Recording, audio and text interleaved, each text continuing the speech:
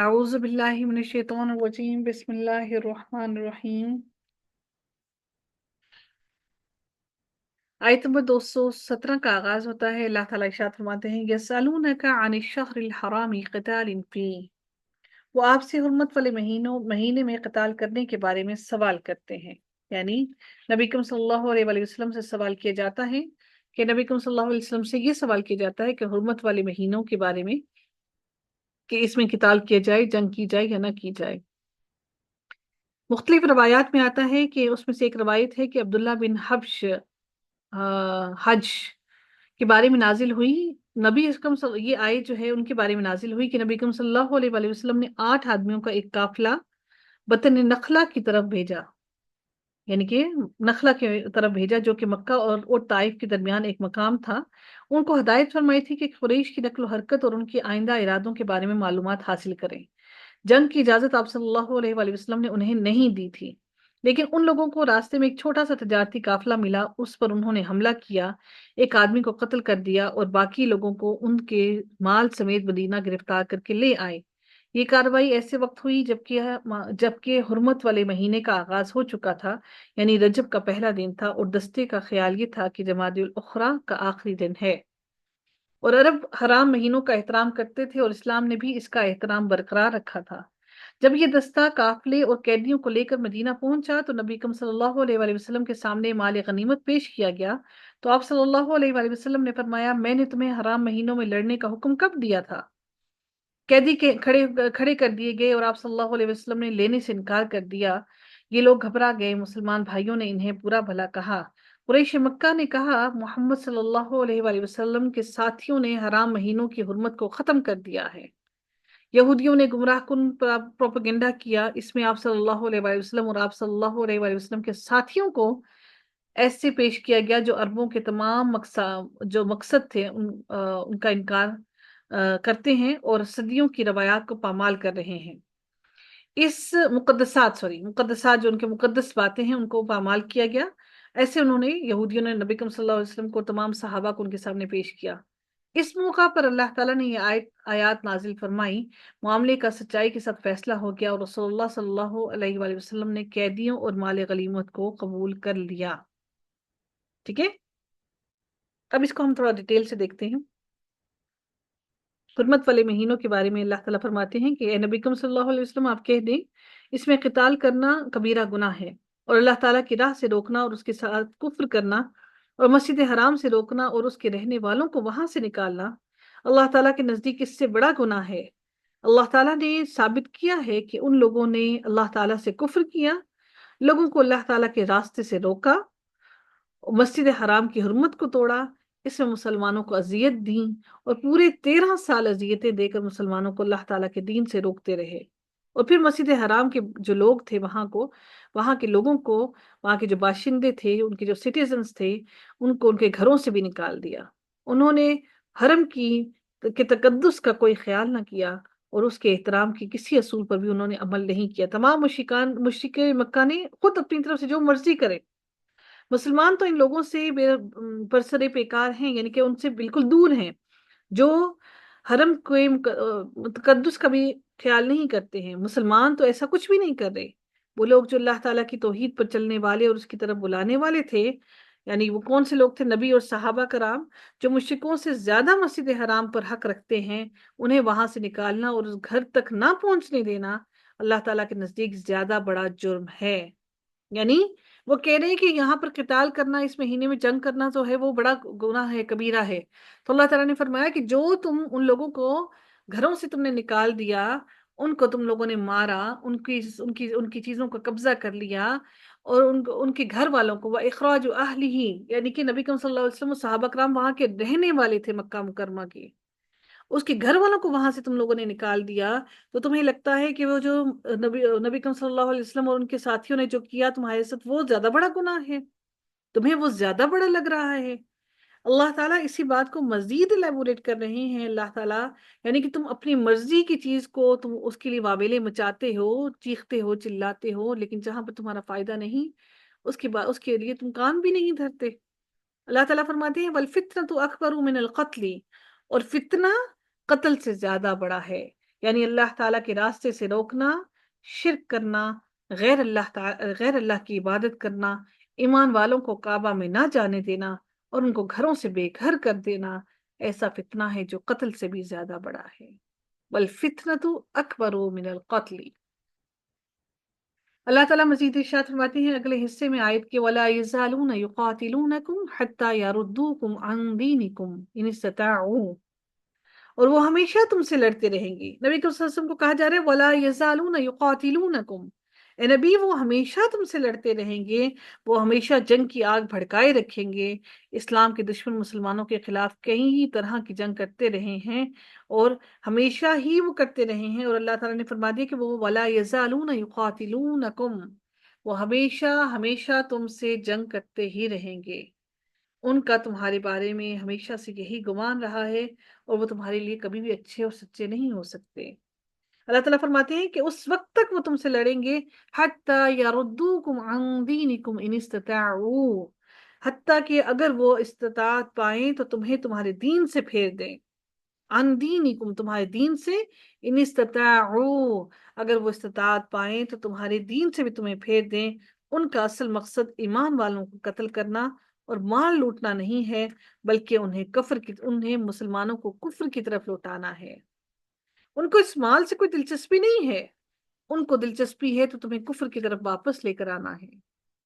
تو ان کی کوشش بار بار یہی رہی۔ اللہ تعالیٰ نے فرمایا وہ اس وقت تک تم سے جنگ کریں گے جب تک تم ان کے دین پر واپس نہ لوٹ جاؤ۔ سورہ انفال میں اللہ تعالیٰ ارشاد فرماتے ہیں کہ بلا شبہ جن لوگوں نے کفر کیا وہ اپنے مال اس لیے خرچ کرتے ہیں تاکہ لوگوں کو اللہ تعالیٰ کے راستے سے روکیں، چنانچہ ابھی وہ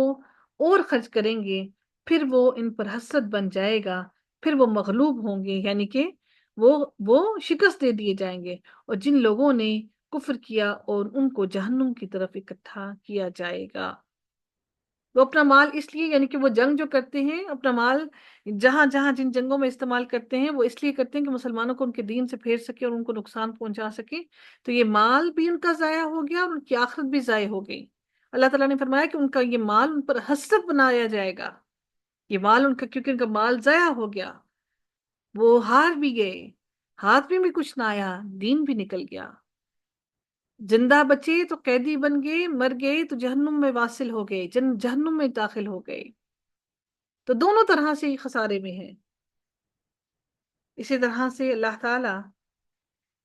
ارشاد فرماتے ہیں کہ اور تم میں سے جو اپنے دین سے پھر جائے، پھر وہ مر جائے اس حال میں کہ وہ کافر ہو،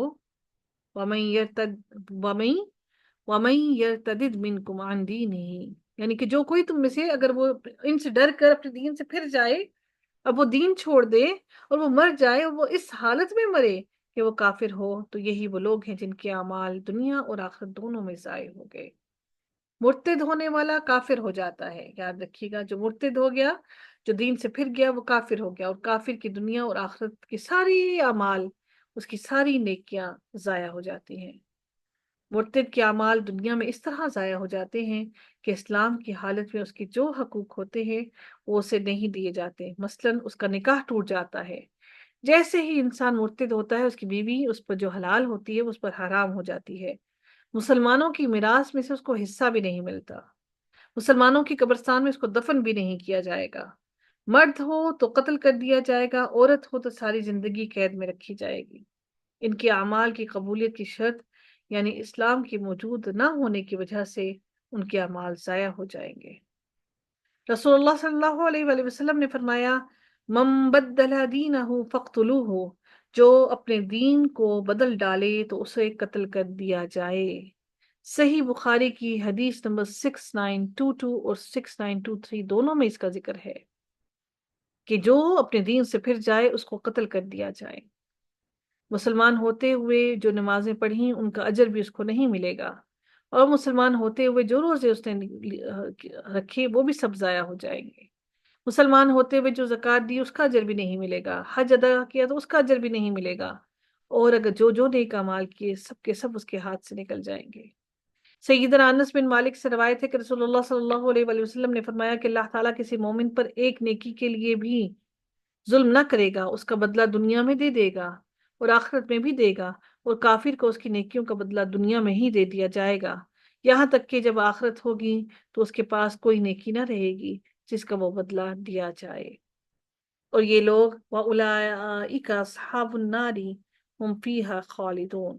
और यही लोग आग वाले हैं और वो उस आग में हमेशा हमेशा रहेंगे। अल्लाह ताला मजीद इरशाद फरमाते हैं,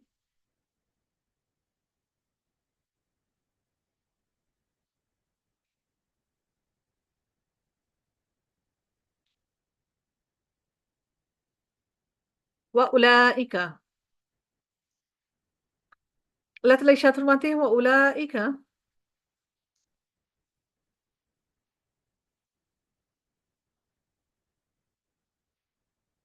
व उला सॉरी, इन्नल्लज़ीना आमनू वल्लज़ीना हाजरू वजाहदू। अब उन लोगों की बात की जा रही है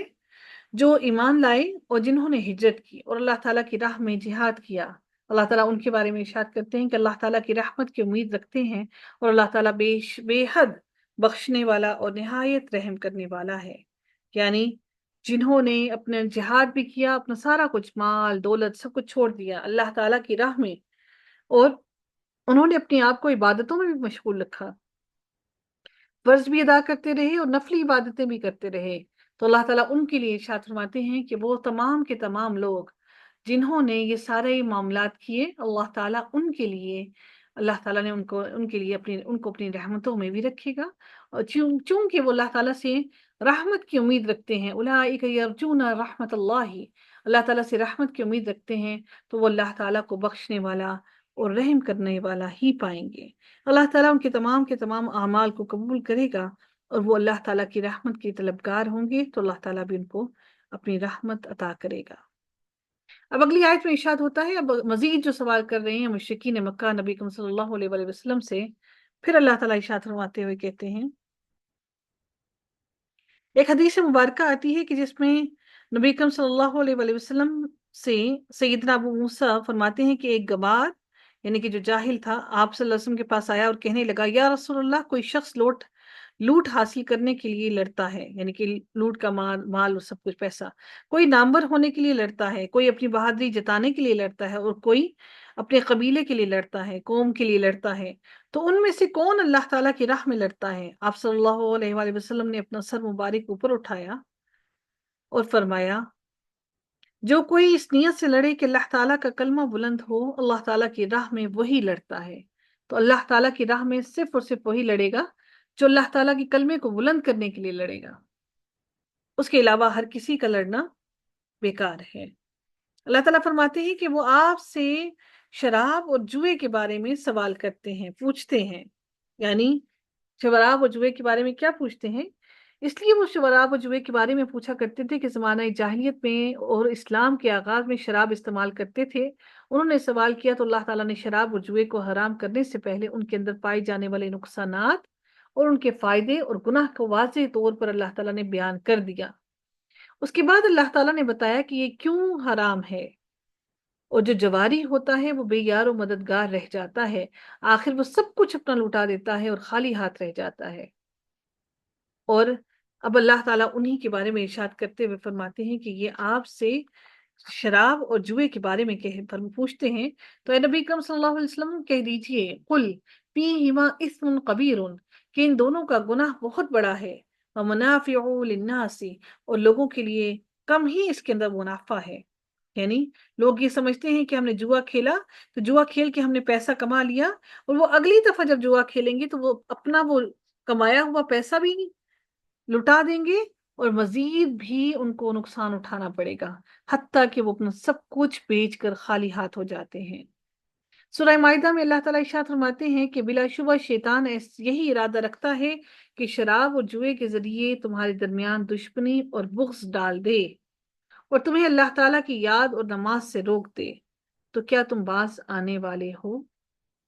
शराब पीने से वक्ती तौर पर इंसान अपने आप से भी गाफिल हो जाता है और माशरती नुकसानात, दुश्मनी, नफरत, बुग़्ज़ जैसी बुराइयां इंसान की परवान चढ़ना शुरू हो जाती हैं।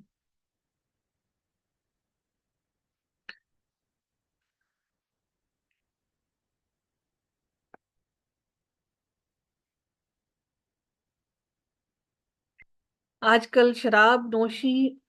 بہت عام ہوتی جا رہی ہے، اور لوگ یہ سمجھتے ہیں کہ اس کا کوئی اتنا بڑا گناہ نہیں ہے جتنا کہ باقی چیزوں کا گناہ ہے۔ تو حرام حرام ہی ہے، اور اللہ تعالیٰ کی یہ حدود ہے۔ جو اللہ تعالیٰ کی حدود سے باہر نکلنے کی کوشش کرتا ہے تو پھر اللہ تعالیٰ کی پکڑ بھی بہت سخت ہے۔ اللہ تعالیٰ فرماتے ہیں وَإِثْمُهُمَا أَكْبَرُ مِن نَفْعِهِمَا، کہ ان دونوں کا گناہ ان کے فائدے سے بہت بڑا ہے۔ یہ بات اس حقیقت کو واضح کرتی ہے کہ ان دونوں کے نقصانات بہت زیادہ ہیں، شراب کے بھی اور جوئے کے بھی۔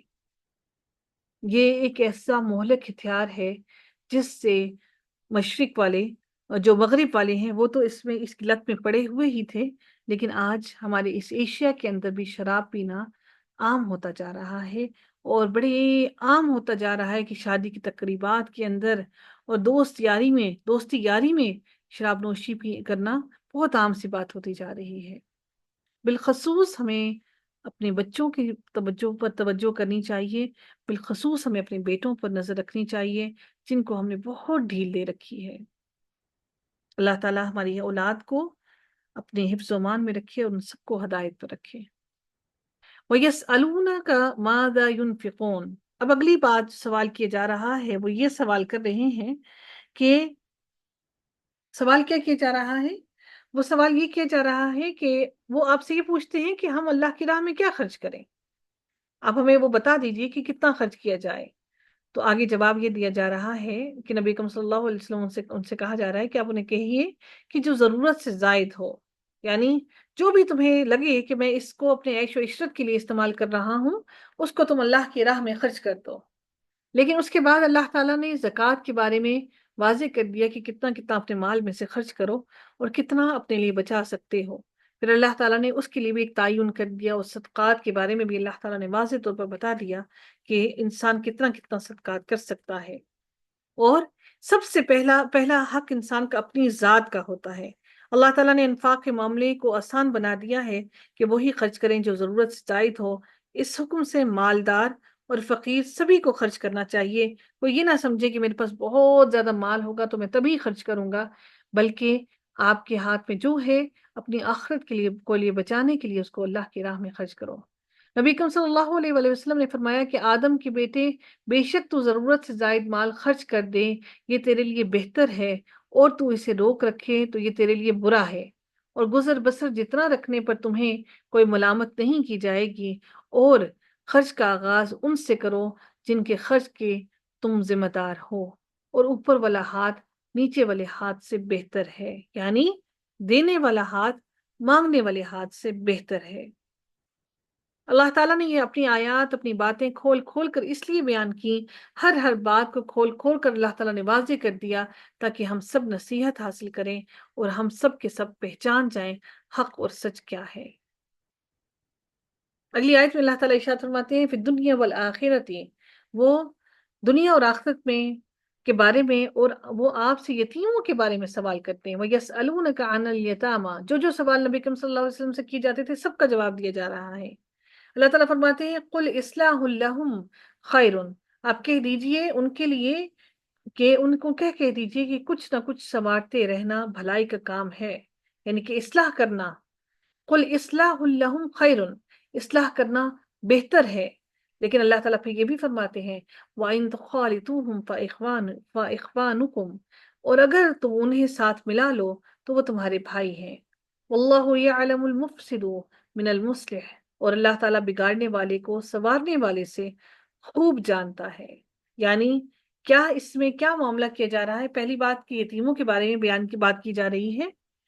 کہ یتیموں کے بارے میں سوال کیا جا رہا ہے کہ یتیموں کے بارے میں پوچھتے ہیں، تو اللہ تعالیٰ فرماتے ہیں ایک آیت میں سورہ انعام کی، اور یتیم کے مال کے پاس نہ جاؤ مگر ایسے طریقے سے جو احسن طریقہ ہو، یعنی کہ یتیموں کا مال اپنے مال کے ساتھ ملا کر ان کا مال نہ کھا لو،